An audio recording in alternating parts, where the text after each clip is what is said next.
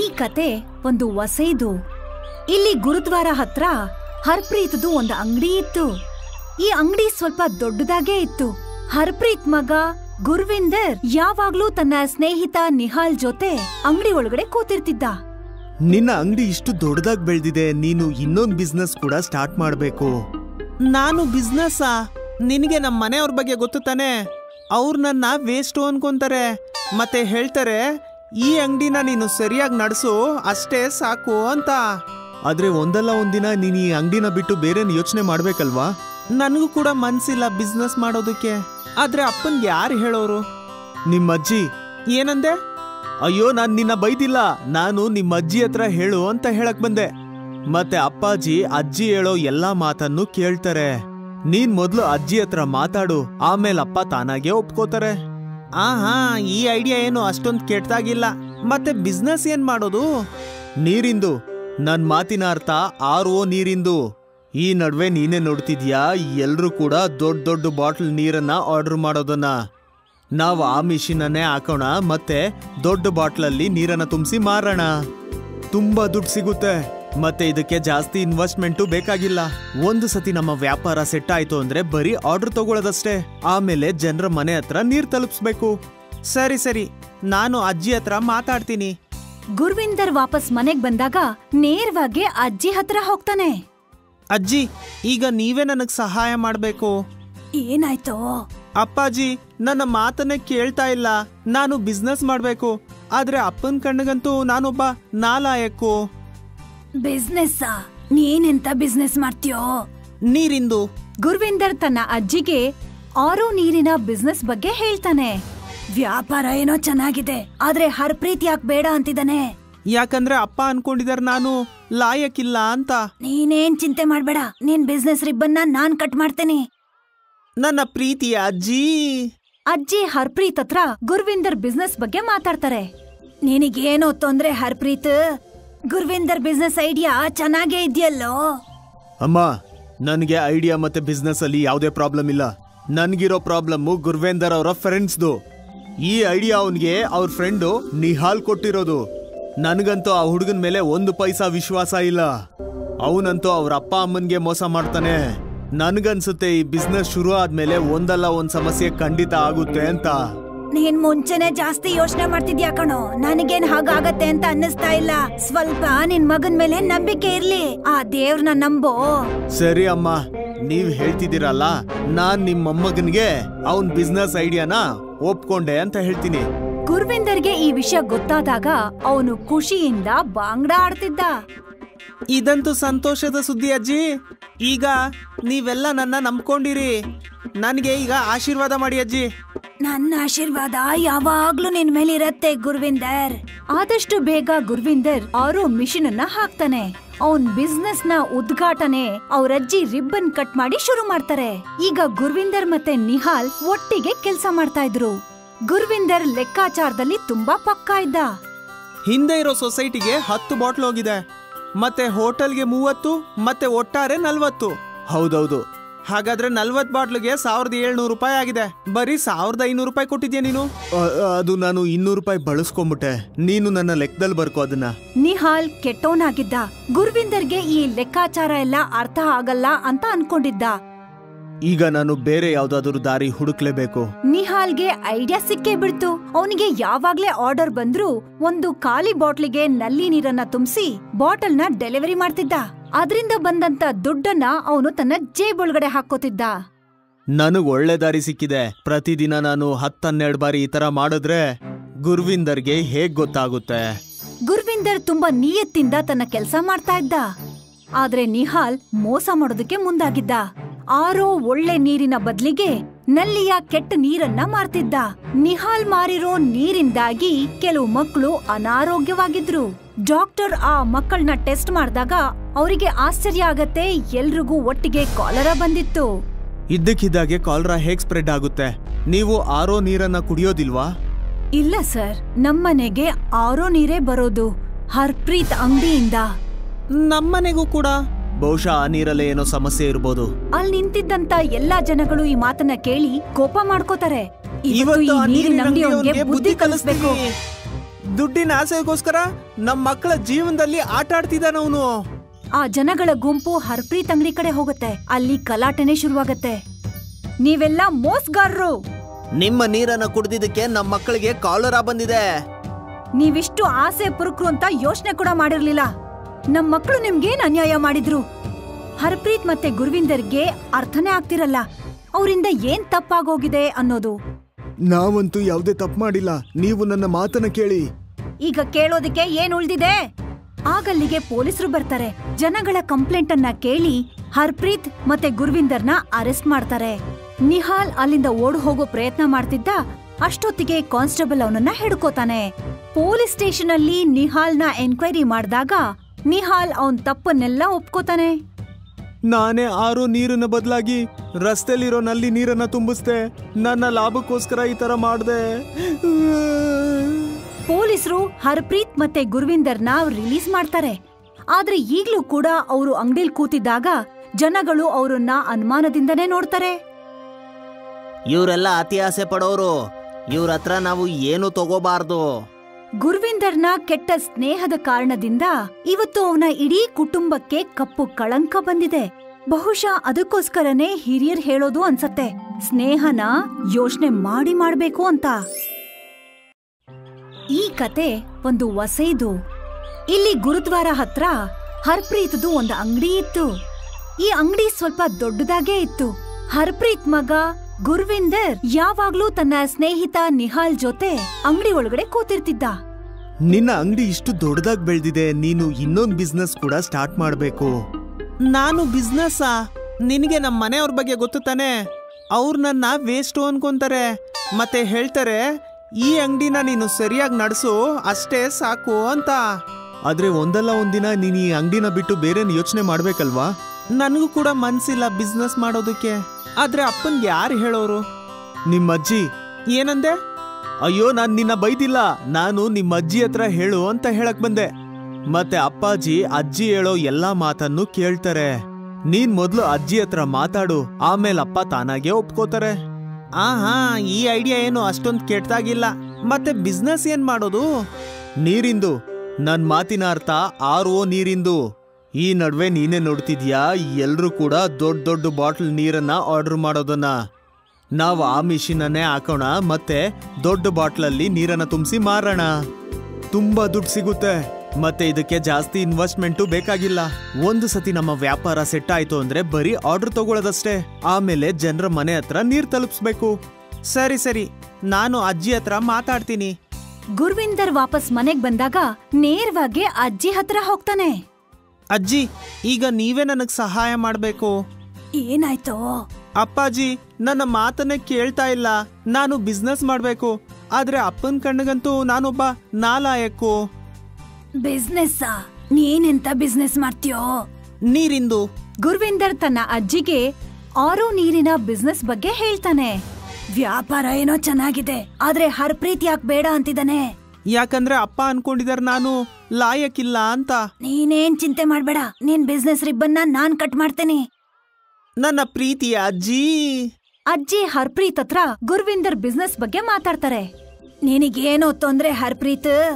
ಗುರ್ವಿಂದರ್ business idea ಚೆನ್ನಾಗೇ ಇದೆಯಲ್ಲೋ. ಅಮ್ಮ, ನನಗೆ ಐಡಿಯಾ ಮತ್ತೆ ಬಿಸ್ನೆಸ್ ಅಲ್ಲಿ ಯಾವುದೇ ಪ್ರಾಬ್ಲಮ್ ಇಲ್ಲ. ನನ್ಗಿರೋ ಪ್ರಾಬ್ಲಮ್ಮು ಗುರ್ವೇಂದರ್ ಅವರ ಫ್ರೆಂಡ್ಸ್ದು. ಈ ಐಡಿಯಾ ಅವನ್ಗೆ ಅವ್ರ ಫ್ರೆಂಡು ನಿಹಾಲ್ ಕೊಟ್ಟಿರೋದು. ನನಗಂತೂ ಆ ಹುಡುಗನ ಮೇಲೆ ಒಂದು ಪೈಸಾ ವಿಶ್ವಾಸ ಇಲ್ಲ.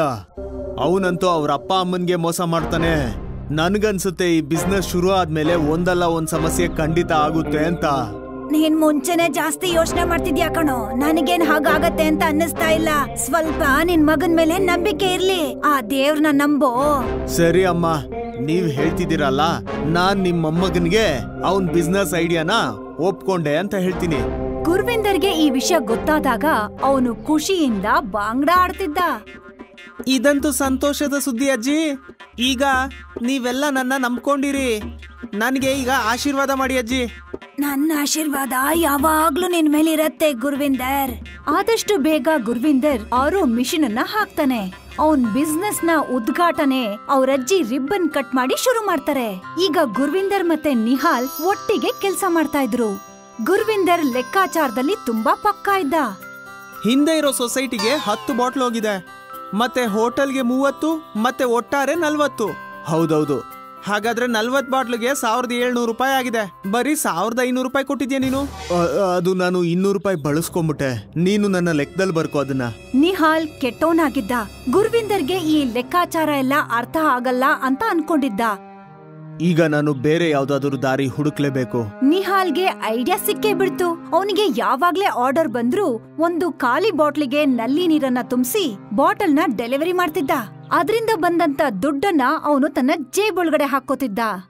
ನನಗ್ ಒಳ್ಳೆ ದಾರಿ ಸಿಕ್ಕಿದೆ. ಪ್ರತಿದಿನ ನಾನು 10-12 ಬಾರಿ ಈ ತರ ಮಾಡಿದ್ರೆ ಗುರ್ವಿಂದರ್ಗೆ ಹೇಗ್ ಗೊತ್ತಾಗುತ್ತೆ? ಗುರ್ವಿಂದರ್ ತುಂಬಾ ನಿಯತ್ತಿಂದ ತನ್ನ ಕೆಲಸ ಮಾಡ್ತಾ ಇದ್ದ. ಆದ್ರೆ ನಿಹಾಲ್ ಮೋಸ ಮಾಡೋದಕ್ಕೆ ಮುಂದಾಗಿದ್ದ. ಆರೋ ಒಳ್ಳೆ ನೀರಿನ ಬದ್ಲಿಗೆ ನಲ್ಲಿಯ ಕೆಟ್ಟ ನೀರನ್ನ ಮಾರ್ತಿದ್ದ. ನಿಹಾಲ್ ಮಾರಿರೋ ನೀರಿಂದಾಗಿ ಕೆಲವು ಮಕ್ಕಳು ಅನಾರೋಗ್ಯವಾಗಿದ್ರು. ಡಾಕ್ಟರ್ ಆ ಮಕ್ಕಳನ್ನ ಟೆಸ್ಟ್ ಮಾಡಿದಾಗ ಅವರಿಗೆ ಆಶ್ಚರ್ಯ ಆಗತ್ತೆ, ಎಲ್ರಿಗೂ ಒಟ್ಟಿಗೆ ಕಾಲರಾ ಬಂದಿತ್ತು. ಇದ್ದಕ್ಕಿದ್ದಾಗೆ ಕಾಲರಾ ಹೇಗ್ ಸ್ಪ್ರೆಡ್ ಆಗುತ್ತೆ? ನೀವು ಆರೋ ನೀರನ್ನ ಕುಡಿಯೋದಿಲ್ವಾ? ಇಲ್ಲ ಸರ್, ನಮ್ಮನೆಗೆ ಆರೋ ನೀರೇ ಬರೋದು, ಹರ್ಪ್ರೀತ್ ಅಂಗಡಿಯಿಂದ. ನಮ್ಮನೆಗೂ ಕೂಡ. ಬಹುಶಃ ಆ ನೀರಲ್ಲೇ ಏನೋ ಸಮಸ್ಯೆ ಇರ್ಬೋದು. ಅಲ್ಲಿ ನಿಂತಿದ್ದಂತ ಎಲ್ಲಾ ಜನಗಳು ಈ ಮಾತನ್ನ ಕೇಳಿ ಕೋಪ ಮಾಡ್ಕೋತಾರೆ. ಇವತ್ತು ಈ ನೀರಿನ ಅಂಗಡಿಯವನಿಗೆ ಬುದ್ಧಿ ಕಲಿಸ್ಬೇಕು. ದುಡ್ಡಿನ ಆಸೆಗೋಸ್ಕರ ನಮ್ಮ ಮಕ್ಕಳ ಜೀವನದಲ್ಲಿ ಆಟ ಆಡ್ತಿದ್ದಾನವನು. ಆ ಜನಗಳ ಗುಂಪು ಹರ್ಪ್ರೀತ್ ಅಂಗಡಿ ಕಡೆ ಹೋಗುತ್ತೆ. ಅಲ್ಲಿ ಗಲಾಟೆನೆ ಶುರುವಾಗತ್ತೆ. ನೀವೆಲ್ಲ ಮೋಸಗಾರರು. ನಿಮ್ಮ ನೀರನ್ನ ಕುಡಿದಿದ್ದಕ್ಕೆ ನಮ್ಮ ಮಕ್ಕಳಿಗೆ ಕಾಲರಾ ಬಂದಿದೆ. ನೀವಿಷ್ಟು ಆಸೆ ಪುರುಕ್ರು ಅಂತ ಯೋಚನೆ ಕೂಡ ಮಾಡಿರ್ಲಿಲ್ಲ. ನಮ್ ಮಕ್ಕಳು ನಿಮ್ಗೇನ್ ಅನ್ಯಾಯ ಮಾಡಿದ್ರು? ಹರ್ಪ್ರೀತ್ ಮತ್ತೆ ಗುರ್ವಿಂದರ್ಗೆ ಅರ್ಥನೇ ಆಗ್ತಿರಲ್ಲ ಅವರಿಂದ ಏನ್ ತಪ್ಪಾಗೋಗಿದೆ ಅನ್ನೋದು. ನಾವಂತೂ ಯಾವ್ದೇ ತಪ್ಪು ಮಾಡಿಲ್ಲ, ನೀವು ನನ್ನ ಮಾತನ್ನ ಕೇಳಿ. ಈಗ ಕೇಳೋದಕ್ಕೆ ಏನ್ ಉಳ್ದಿದೆ? ಆಗಲ್ಲಿಗೆ ಪೊಲೀಸರು ಬರ್ತಾರೆ. ಜನಗಳ ಕಂಪ್ಲೇಂಟ್ ಅನ್ನ ಕೇಳಿ ಹರ್ಪ್ರೀತ್ ಮತ್ತೆ ಗುರ್ವಿಂದರ್ನ ಅರೆಸ್ಟ್ ಮಾಡ್ತಾರೆ. ನಿಹಾಲ್ ಅಲ್ಲಿಂದ ಓಡ್ ಹೋಗೋ ಪ್ರಯತ್ನ ಮಾಡ್ತಿದ್ದ. ಅಷ್ಟೊತ್ತಿಗೆ ಕಾನ್ಸ್ಟೇಬಲ್ ಅವನನ್ನ ಹಿಡ್ಕೋತಾನೆ. ಪೊಲೀಸ್ ಸ್ಟೇಷನ್ ಅಲ್ಲಿ ನಿಹಾಲ್ನ ಎನ್ಕ್ವೈರಿ ಮಾಡಿದಾಗ ನಿಹಾಲ್ ಅವನ್ ತಪ್ಪನ್ನೆಲ್ಲ ಒಪ್ಕೋತಾನೆ. ನಾನೇ ಆರೋ ನೀರನ್ನ ಬದಲಾಗಿ ರಸ್ತೆಲಿರೋ ನಲ್ಲಿ ನೀರನ್ನ ತುಂಬಿಸ್ದೆ. ನನ್ನ ಲಾಭಕ್ಕೋಸ್ಕರ ಈ ತರ ಮಾಡ್ದೆ. ಪೊಲೀಸರು ಹರ್ಪ್ರೀತ್ ಮತ್ತೆ ಗುರ್ವಿಂದರ್ನ ರಿಲೀಸ್ ಮಾಡ್ತಾರೆ. ಆದ್ರೆ ಈಗ್ಲೂ ಕೂಡ ಅವರು ಅಂಗಡಿಲ್ ಕೂತಿದ್ದಾಗ ಜನಗಳು ಅವರನ್ನ ಅನುಮಾನದಿಂದನೇ ನೋಡ್ತಾರೆ. ಇವರೆಲ್ಲ ಅತಿ ಆಸೆ ಪಡೋರು, ಇವ್ರ ಹತ್ರ ನಾವು ಏನು ತಗೋಬಾರ್ದು. ಗುರ್ವಿಂದರ್ನ ಕೆಟ್ಟ ಸ್ನೇಹದ ಕಾರಣದಿಂದ ಇವತ್ತು ಅವನ ಇಡೀ ಕುಟುಂಬಕ್ಕೆ ಕಪ್ಪು ಕಳಂಕ ಬಂದಿದೆ. ಬಹುಶಃ ಅದಕ್ಕೋಸ್ಕರನೇ ಹಿರಿಯರ್ ಹೇಳೋದು ಅನ್ಸತ್ತೆ, ಸ್ನೇಹನ ಯೋಚನೆ ಮಾಡ್ಬೇಕು ಅಂತ. ನಿಖಿಲ್ ಒಂದು ಬಡ ಕುಟುಂಬದ ಹುಡುಗ ಆಗಿದ್ದ. ಅವನ ಅಕ್ಕನ ಹೆಸರು ನಿಕ್ಕಿ ಮತ್ ಅಮ್ಮ ಶಾಂತಿ ದೇವಿ ಮತ್ ತಂದೆ ಮದನ್ ಲಾಲ್ ಆಗಿದ್ರು. ಅವ್ರ ಅಪ್ಪ ಸೇಠ್ ಚುನ್ನಿಲಾಲ್ ಅಂಗಡಿಯಲ್ಲಿ ಗಾರ್ಡ್ ಕೆಲಸ ಮಾಡ್ತಿದ್ರು. ಒಂದು ದಿನ ನಿಖಿಲ್ ಅವನ್ ತಂದೆ ಜೊತೆ ಅಂಗಡಿಗೆ ಬಂದ. ಮದನ್ ಲಾಲ್, ಈ ಹುಡುಗ ಯಾರು? ಸೇಟು ಅವರೇ, ಇವನು ನನ್ನ ಮಗ ನಿಖಿಲು. ಇವತ್ತು ಇವನ್ ಸ್ಕೂಲ್ ರಜಾ ಆಯ್ತು, ಅದಕ್ಕೆ ನಾನು ಇವನ್ನ ಕರ್ಕೊಂಬಂದೆ. ಒಳ್ಳೇದ್ ಮಾಡ್ದೆ. ಇಲ್ ಬಂದ್ರೆ ಸ್ವಲ್ಪ ಕೆಲ್ಸನಾದ್ರೂ ಕಲಿಬೋದು. ಏನಪ್ಪಾ, ಹೋಗು, ನಂದು ಕ್ಯಾಬಿನ್ ಅಲ್ಲಿ ಕೂತ್ಕೋ. ಸೇಟು ಅವರೇ, ನಮಸ್ಕಾರ. ಸೇಠ್ ಜಿ ಮಗ ನಂದು ಫೋನ್ ನಲ್ಲಿ ಗೇಮ್ ಆಡ್ತಿರ್ತಾನೆ. ನಂದು ಸೇಟು ಅವರೇ, ನನಗೂ ಸ್ವಲ್ಪ ಗೇಮ್ ಆಡೋದು ಕೊಡಿ. ನೋಡಪ್ಪ, ಇದು ತುಂಬಾ ಕಾಸ್ಟ್ಲಿ ಮೊಬೈಲು, ಇದನ್ನ ನಾನು ಕೊಡೋದಿಲ್ಲ. ಅಪ್ಪ, ನಂದು ಹತ್ರ ಯಾವ ಮೊಬೈಲ್ ಇದೆಯೋ ಅಂತ ಮೊಬೈಲೇ ನನಗೂ ಬೇಕು. ಅಯ್ಯೋ ಮಗು, ಮೊಬೈಲ್ ಎಲ್ಲ ಶ್ರೀಮಂತರಿಗೋಸ್ಕರ ಇರೋದು. ನಮ್ಮಂತ ಬಡವ್ರಿಗೆ 2 ಹೊತ್ತು ತಿನ್ನೋದಕ್ಕೆ ರೊಟ್ಟಿ ಸಿಕ್ಕಿದ್ರೆ ಅದೇ ಹೆಚ್ಚು. ಇಲ್ಲ ಅಪ್ಪ, ಅದೇನೇ ಆಗ್ಲಿ ನನಗ್ ಮೊಬೈಲ್ ಬೇಕೇ ಬೇಕು. ಅಪ್ಪ ಮತ್ತೆ ಅಮ್ಮ ನಿಖಿಲ್ಗೆ ತುಂಬಾನೇ ಸಮಾಧಾನ ಮಾಡಿದ್ರು. ಆದ್ರೆ ನಿಖಿಲ್ ಮೊಬೈಲ್ ಆಟ ಬಿಡ್ಲಿಲ್ಲ. ಬೇಸಿಗೆಯ ರಾಜ್ಯದಲ್ಲಿ ನಿಖಿಲ್ಗೆ ಸೇಟ್ ಅಂಗಡಿಯಲ್ಲಿ ಮಾಡಿದ ಕೆಲ್ಸಕ್ಕೆ ಸಿಕ್ಕಿರೋ ದುಡ್ಡಿಂದ ಹಾಗೂ ಅಪ್ಪನ ಅರ್ಧ ಸಂಬಳದಿಂದ ಒಂದು ಹೊಸ ಮೊಬೈಲ್ ಖರೀದಿ ಮಾಡ್ತಾನೆ. ಅವ್ನ್ ತುಂಬಾ ಖುಷಿಯಲ್ಲಿರ್ತಾನೆ. ಮೊಬೈಲ್ ಅಲ್ಲಿ ಸಿನಿಮಾ ಹಾಗೂ ಗೇಮ್ಸ್ ಆಡೋದಕ್ಕೆ ನೆಟ್ ಬೇಕಂತ ಅವನ್ಗೆ ಗೊತ್ತಾದಾಗ ಅವನು ನಂದುಗೆ ತನ್ನ ಮೊಬೈಲ್ ನ ತೋರಿಸ್ತಾನೆ. ಓ ನೋ, ಇದ್ರಲ್ಲಿ ನೆಟ್ ಇಲ್ಲ. ಸೇಟು ಅವರೇ, ನೆಟ್ಗೆ ಹಣ ಬೇಕಲ್ವಾ? ಪರವಾಗಿಲ್ಲ, ಅಂಗಡಿ ವೈಫೈ ಅಲ್ಲಿ ನೆಟ್ ಯೂಸ್ ಮಾಡ್ಕೋ. ವರೆ ವಾ, ಇದಂತೂ ಅದ್ಭುತ. ಬಿಸಿಲಿಂದ ಎಲ್ಲ ಬಾವಿಗಳು ಒಣಗೋಗಿದ್ವು. ಜನರು ದೂರ ನಡ್ಕೊಂಡು ನೀರ್ ತರಕ್ ಹೋಗ್ತಿದ್ರು. ನಿಖಿಲ್ ನೀರನ್ನು ಹುಡುಕಿ ಪಕ್ಕದಲ್ಲಿರೋ ಕಾಡಿನ ಕಡೆಗೆ ಹೋಗ್ತಾನೆ. ಅಲ್ಲಿ ಅವನಿಗೆ ಒಂದ್ ಚಿಕ್ಕ ಬಾವಿ ಕಾಣಿಸುತ್ತೆ. ಆ ಬಾವಿ ಹತ್ರ ಹೋದಾಗ ಅವನು ಮರದ ಕೆಳಗಡೆ ಹೋಗಿ ವಿಶ್ರಾಂತಿ ತಕೊಳ್ತಾನೆ. ತುಂಬಾ ಸುಸ್ತಾಗಿದೆ, ಸ್ವಲ್ಪ ವಿಶ್ರಾಂತಿ ತಗೊಂತೀನಿ. ಬೆಳಗ್ಗೆಯಿಂದ ನೀರ್ ಹುಡ್ಕೋದ್ರಲ್ಲಿ ಫೋನು ನೋಡಿಲ್ಲ. ನಿಖಿಲ್ ಮೊಬೈಲ್ ತೆಗೆದು ನೋಡಿದಾಗ ಅವ್ನ್ ನೋಡ್ತಾನೆ ಅವ್ನ್ ಫೋನ್ ಅಲ್ಲಿ ನೆಟ್ ವೈಫೈ ಇಂದ ಕನೆಕ್ಟ್ ಆಗಿರುತ್ತೆ. ಅವ್ನ್ ಫೋನ್ ಅಲ್ಲಿ ವೈಫೈ ಕನೆಕ್ಷನ್ ಎದ್ ಕಾಣಿಸ್ತಿರುತ್ತೆ. ಇದೇನಿದು? ಈ ಬಾವಿಯಿಂದ ಏನಾದ್ರೂ ವೈಫೈ ಬರ್ತಿದ್ಯಾ? ಏನೋ ವಿಚಿತ್ರ ಅನ್ನಿಸ್ತಿದೆ. ಒಂದ್ ವೇಳೆ ಇದು ವೈಫೈ ಬಾವಿ ಅಲ್ಲ ತಾನೆ? ನಾನ್ ಇದ್ರ ನೀರನ್ನ ಜೊತೆಲಿ ತಗೊಂಡ್ ಹೋಗ್ತೀನಿ. ಇದ್ರಿಂದ ನನ್ ಮನೆಯಲ್ಲಿ ಕೂಡ ವೈಫೈ ಯೂಸ್ ಮಾಡ್ಬೋದು. ನಿಖಿಲ್ ಬಾವಿಯಿಂದ ಒಂದ್ ಬಾಟಲ್ ನೀರ್ ತುಂಬಿಸ್ಕೊಳ್ತಾನೆ ಮತ್ತೆ ಮನೆ ಕಡೆಗೆ ಹೋಗ್ತಾನೆ. ಅಪ್ಪ ನೋಡಿ, ನನ್ ಫೋನಲ್ಲಿ ವೈಫೈ ಸಿಕ್ತಿದೆ. ನಿಖಿಲ್, ನಿನ್ ಫೋನಲ್ಲಿ ವೈಫೈ ಎಲ್ಲಿ ಸಿಕ್ತು? ಮತ್ತೆ ಇಂಟರ್ನೆಟ್ಗೆ ದುಡ್ಡೆಲ್ಲಿಂದ ಸಿಕ್ತು? ಅಪ್ಪ, ಇಲ್ಲೇ ಪಕ್ಕದಲ್ಲಿರೋ ಕಾಡಲ್ಲಿ ವೈಫೈ ಬಾವಿ ಇದೆ, ಅದ್ರಿಂದನೇ ನೆಟ್ ಸಿಕ್ತಿರೋದು. ಪರವಾಗಿಲ್ಲ, ಏನೋ ಸರಿ ಆಯ್ತು. ನನ್ ಮಗನ್ಗೆ ತುಂಬಾನೇ ಬೇಜಾರಾಗಿತ್ತು. ಸರಿ ಪುಟ್ಟ, ಆದ್ರೆ ನೆನ್ಪಿಟ್ಕೋ, ಇದನ್ನ ದುರುಪಯೋಗ ಪಡಿಸ್ಕೋಬಾರ್ದು. ಸಮಯಕ್ಕೆ ಸರಿಯಾಗಿ ನಿನ್ನ ಕೆಲಸ ಎಲ್ಲ ಮುಗ್ದಾದ್ಮೇಲೆ ಮೊಬೈಲ್ ತೆಗಿಬೇಕು. ಸರಿ ಅಪ್ಪ, ನಾನು ಓದು ಬರಹನೆಲ್ಲ ಮುಗಿಸಿ ಆಮೇಲೆ ಮೊಬೈಲ್ನ ತೆಗಿತೀನಿ. ಸಬಾಷ್ ಮಗ. ಸರಿ, ನಾನೀಗ ಕೆಲ್ಸಕ್ಕೆ ಹೋಗ್ತೀನಿ. ಮತ್ತೆ ಯಾರಾದ್ರೂ ಸಹಾಯ ಕೇಳಿದ್ರೆ ಇಲ್ಲ ಅಂತ ಹೇಳ್ಬಾರ್ದು. ಇಡೀ ಊರಲ್ಲಿ ಒಂದೇ ಮೊಬೈಲ್ ಇತ್ತು. ಎಲ್ರಿಗೂ ಒಂದಲ್ಲ ಒಂದ್ ಕೆಲ್ಸ ಬರ್ತಾನೆ ಇತ್ತು.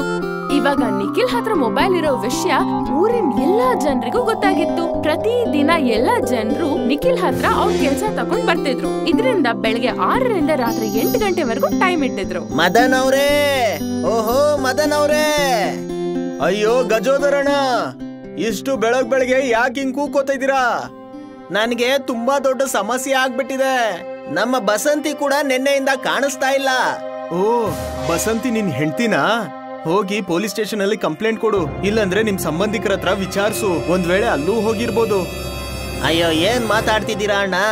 ನನ್ ಹೆಂಡತಿ ಈಗ ಕೆರೆಯಲ್ಲಿ ಬಟ್ಟೆ ಹೋಗಿತಿದ್ದಾಳೆ. ಅಯ್ಯೋ ಅಣ್ಣ, ಬಸಂತಿ ಅಂದ್ರೆ ನನ್ನ ಕತ್ತೆ ಹೆಸರು. ಕೇಳ್ಪಟ್ಟೆ ಮೊಬೈಲ್ ಇಂದ ಏನ್ ಬೇಕಂದ್ರೂ ತಿಳ್ಕೊಬೋದಂತೆ. ಸ್ವಲ್ಪ ನಿಖಿಲ್ ಅವ್ರ ಹತ್ರ ಹೇಳಿ ನಮ್ ಕತ್ತೆ ಬಗ್ಗೆ ಏನಾದ್ರು ತಿಳ್ಕೊಳಕ್ ಆಗುತ್ತಾ ಕೇಳಿ. ಅರೆ ಹೋ ಗಜೋದರ್ ಅಂಕಲ್, GPS ಸಿಗ್ನಲ್ ಇದ್ರೆ ಮಾತ್ರ ಮೊಬೈಲ್ ಇಂದ ಕಂಡಿಡಿಯೋದಕ್ ಸಾಧ್ಯ, ಗೊತ್ತಾಯ್ತಾ? ಅಯ್ಯೋ, GPS ಏನು ಇಲ್ಲ, ಆದ್ರೆ ಸುಂದರವಾಗಿರೋ ಗಂಟೆ ಒಂದು ಕಟ್ಟಿದ್ದೆ ನನ್ನ ಬಸಂತಿ ಕುತ್ತಿಗೆಯಲ್ಲಿ.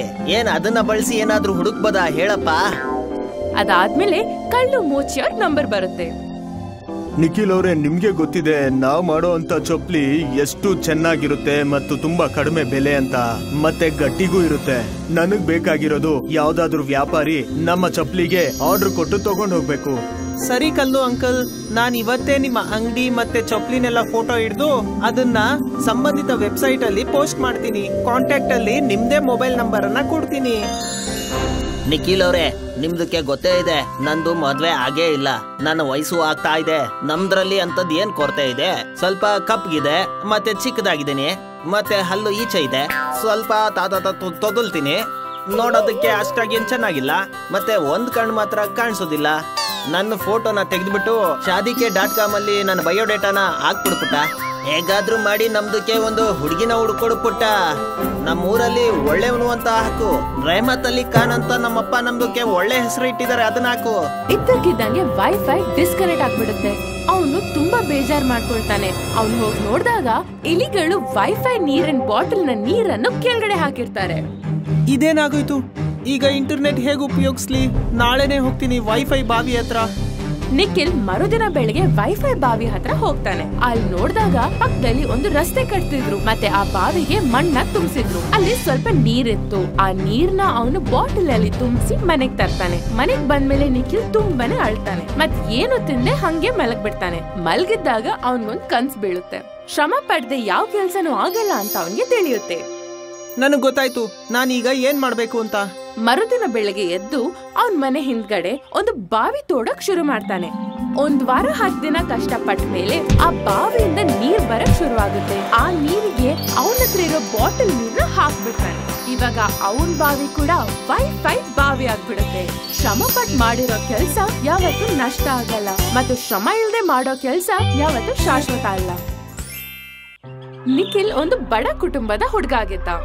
ಅವನ ಅಕ್ಕನ ಹೆಸರು ನಿಕ್ಕಿ, ಮತ್ ಅಮ್ಮ ಶಾಂತಿ ದೇವಿ, ಮತ್ ತಂದೆ ಮದನ್ ಲಾಲ್ ಆಗಿದ್ರು. ಅವ್ರ ಅಪ್ಪ ಸೇಠ್ ಚುನ್ನಿಲಾಲ್ ಅಂಗಡಿಯಲ್ಲಿ ಗಾರ್ಡ್ ಕೆಲ್ಸ ಮಾಡ್ತಿದ್ರು.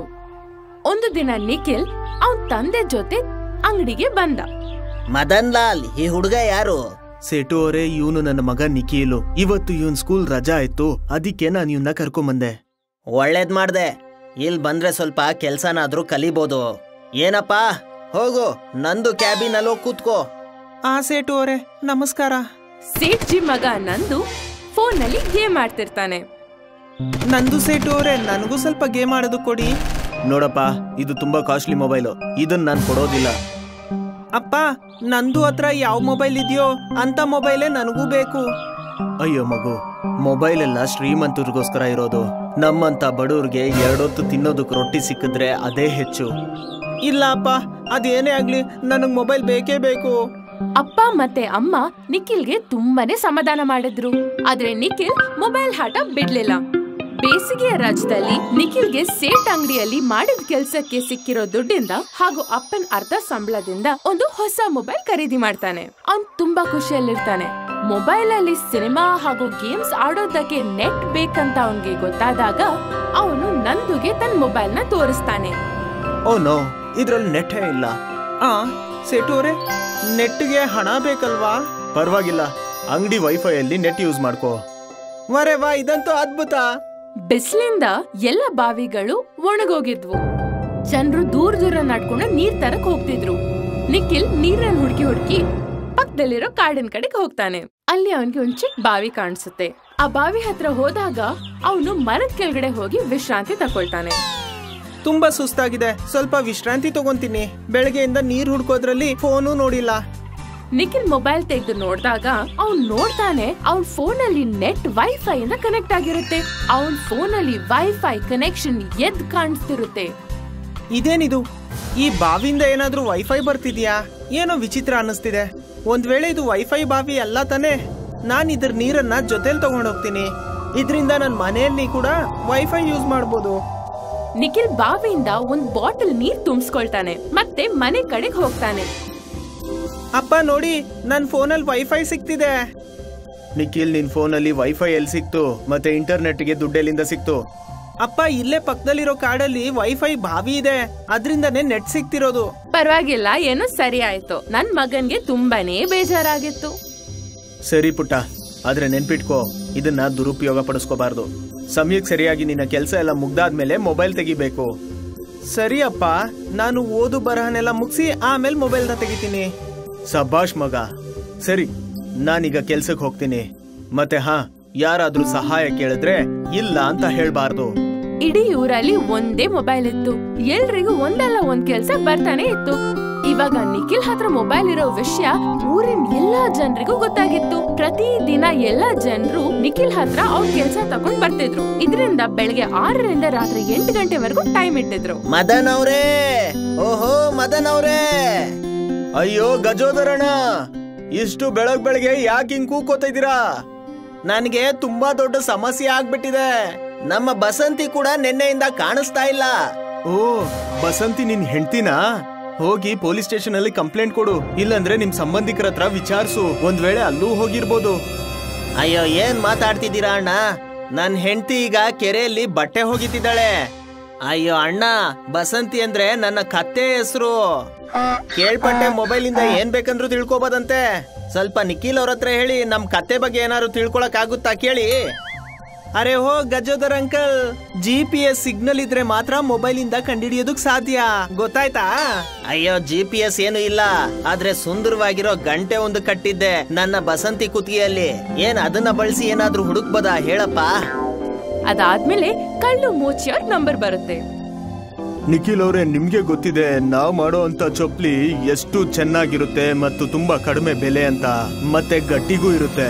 ನನಗ್ ಬೇಕಾಗಿರೋದು ಯಾವ್ದಾದ್ರು ವ್ಯಾಪಾರಿ ನಮ್ಮ ಚಪ್ಲಿಗೆ ಆರ್ಡರ್ ಕೊಟ್ಟು ತಗೊಂಡ್ ಹೋಗ್ಬೇಕು. ಸರಿ ಕಲ್ಲು ಅಂಕಲ್, ನಾನ್ ಇವತ್ತೇ ನಿಮ್ಮ ಅಂಗಡಿ ಮತ್ತೆ ಚೊಪ್ಲಿನೆಲ್ಲ ಫೋಟೋ ಹಿಡಿದು ಅದನ್ನ ಸಂಬಂಧಿತ ವೆಬ್ಸೈಟ್ ಅಲ್ಲಿ ಪೋಸ್ಟ್ ಮಾಡ್ತೀನಿ. ಕಾಂಟ್ಯಾಕ್ಟ್ ಅಲ್ಲಿ ನಿಮ್ದೇ ಮೊಬೈಲ್ ನಂಬರ್ ಅನ್ನ ಕೊಡ್ತೀನಿ. ನಿಖಿಲ್ ಅವ್ರೆ, ನಿಮ್ದಕ್ಕೆ ಗೊತ್ತೇ ಇದೆ, ನಂದು ಮದ್ವೆ ಆಗೇ ಇಲ್ಲ. ನನ್ನ ವಯಸ್ಸು ಆಗ್ತಾ ಇದೆ.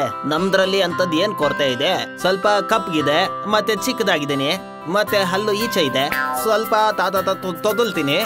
ನೋಡೋದಕ್ಕೆ ಅಷ್ಟಾಗಿ ಏನ್ ಚೆನ್ನಾಗಿಲ್ಲ, ಮತ್ತೆ ಒಂದ್ ಕಣ್ಣು ಮಾತ್ರ ಕಾಣಿಸೋದಿಲ್ಲ. ನನ್ನ ಫೋಟೋನ ತೆಗೆದ್ಬಿಟ್ಟು ಶಾದಿಕೆ.com ಅಲ್ಲಿ ನನ್ನ ಬಯೋಡೇಟಾನ ಹಾಕ್ಬಿಡ್ಪುಟ್ಟ. ಹೇಗಾದ್ರೂ ಮಾಡಿ ನಮ್ದಕ್ಕೆ ಒಂದು ಹುಡುಗಿನ ಹುಡ್ಕೊಡು ಪುಟ್ಟ. ನಮ್ಮೂರಲ್ಲಿ ಒಳ್ಳೆಯವನು ಅಂತ ಹಾಕು. ರೆಹಮತ್ ಅಲಿ ಖಾನ್ ಅಂತ ನಮ್ಮಪ್ಪ ನಮ್ದಕ್ಕೆ ಒಳ್ಳೆ ಹೆಸರು ಇಟ್ಟಿದ್ದಾರೆ, ಅದನ್ನ ಹಾಕು.